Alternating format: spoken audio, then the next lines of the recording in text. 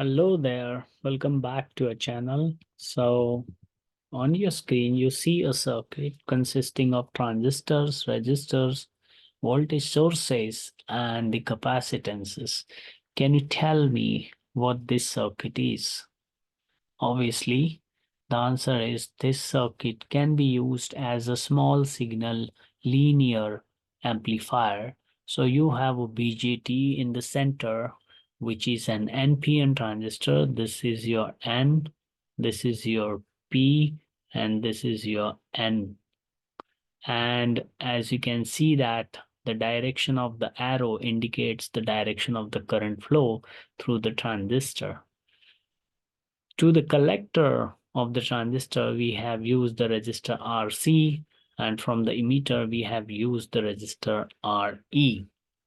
And we have used the collector to base bias scheme to set the operating point of this circuit. So remember, we have two or three types of biasing methods to bias the transistor and set its operating point. One is fixed bias, one is collector to base biased, and the third is voltage divider bias. So this one is your collector to base bias. So you use the resistor RB and take the one end of the RC as shown and connect the other end of the RB to the base. And because of that, your current IB flows into the circuit that tries to go inside the base terminal of the BJT. The external input signal that you need to amplify is called U1, that is applied between base and the emitter part of the circuit. Resistor RE is there, which provides the negative feedback into the circuit, and it is called as emitter degeneration resistor.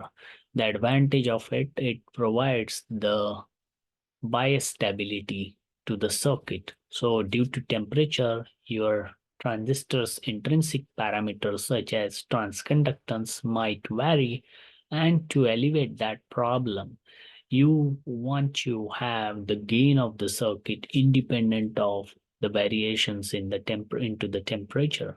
So RE helps us to set the gain of the circuit, which is RC divided by RE.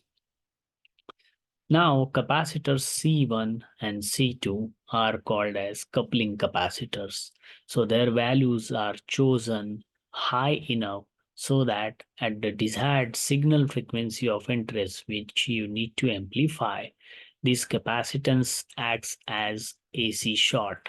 Okay, and that's why the signal is coupled to the input, and this capacitor shorts and couples this output signal to the load or to the second stage.